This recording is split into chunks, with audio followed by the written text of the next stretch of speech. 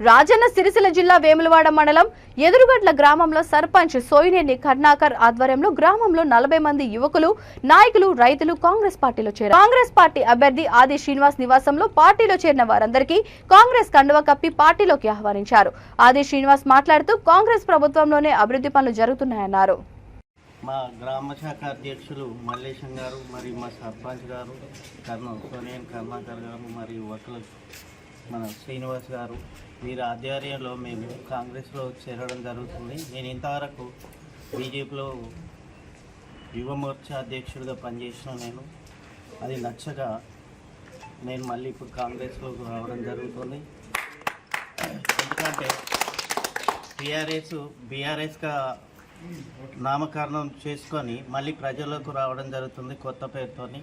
వాళ్ళు చేసిన మోసాలు అంతా ఇంత కాదు.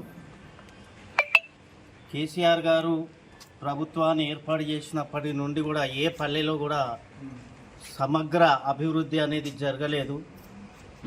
మిషన్ భగీరథ అన్నారు, మిషన్ కాకతీయ అన్నారు, వాటిలలో కూడా మొత్తం అవకతవకలే. ఏ అధికారి దృష్టి తీసుకుపోయినా ఎవరి టీఆర్ఎస్ నాయకుల దృష్టి తీసుకుపోయినా కానీ దాని మీద సమగ్ర దర్యాప్తు ఎక్కడ జరగలేదు. ఊర్లో చేసిన పనులు వాళ్ళు బీఆర్ఎస్ వాళ్ళు టీఆర్ఎస్ వాళ్ళు కలిసి చేసిన పనులు కూడా మొత్తం అవకతవకలు, సగం చేయడం మొత్తం ఆపేయడం, ఏమన్నంటే పార్టీ వాళ్ళకి బిల్లులు చేసేయడం ఈ రకంగా జరిగింది. కాబట్టి వెనుకట కాంగ్రెస్ వాళ్ళు ఎన్ని పథకాలు ప్రవేశపెట్టారు. మహిళలు మనకు పెన్షన్ విధానం కానీ రైతు విధానం కానీ అన్ని విధాలలో సబ్సిడీ ఇచ్చుకుంటూ రైతులను కాంగ్రెస్ వాళ్ళే కాపాడడం జరిగింది. ఇప్పుడు బీఆర్ఎస్ వాళ్ళు ఏమంటున్నారంటే కాంగ్రెస్ 60 సంవత్సరాల పాలనలో ఏం చేసిర్రు అని అంటే మన బ్రిటిష్ వాళ్ళు స్వతంత్రం ఇచ్చి వెళ్ళిపోయిన వీరి ఆధ్వర్యంలో పెద్దలు ఆదిశీనన్న సమక్షంలో మరి పెద్ద ఎత్తున గ్రామం నుండి యువకులు కుల సంఘాల పెద్దలు చాలామంది మరి పార్టీలో కాంగ్రెస్ పార్టీలో జాయిన్ కావడం జరుగుతుంది. వారికి స్వాగతం తెలియజేస్తూ వాళ్ళు గతంలో బీజేపీ టీఆర్ఎస్ పార్టీలో పనిచేయడం జరిగింది.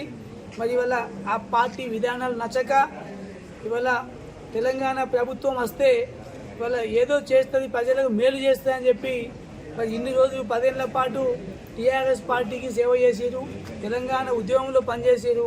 కానీ ఇవాళ టీఆర్ఎస్ పార్టీ ప్రజల నయవంచనకు గురి చేసింది, అందరినీ మోసం చేసింది. కాబట్టి కాంగ్రెస్ పార్టీయే గతంలో పనులు చేసింది. కాంగ్రెస్ పార్టీ గతంలో చెరువులు కావచ్చు, కుంటలు కావచ్చు, డ్యాములు కావచ్చు, రోడ్లు కావచ్చు, బళ్ళు కావచ్చు, గుళ్ళు కావచ్చు, ఏ విధమైన రైతులకు కావచ్చు, ఎస్సీ ఎస్టీలకు కావచ్చు, మరి అన్ని వర్గాలకు కూడా కాంగ్రెస్ పార్టీ న్యాయం చేసింది గతంలో. మళ్ళీ ఇప్పుడు కూడా కాంగ్రెస్ పార్టీ న్యాయం చేస్తుంది.